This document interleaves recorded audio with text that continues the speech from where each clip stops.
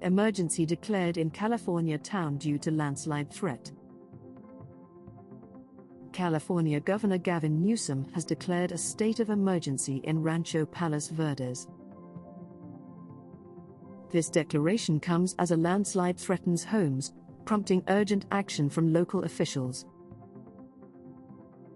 Utility providers have cut off electricity and gas to 245 residences due to safety hazards. Broken pipes and downed power lines have created dangerous conditions for residents and emergency responders. Local leaders held a news conference, emphasizing the need for immediate government support.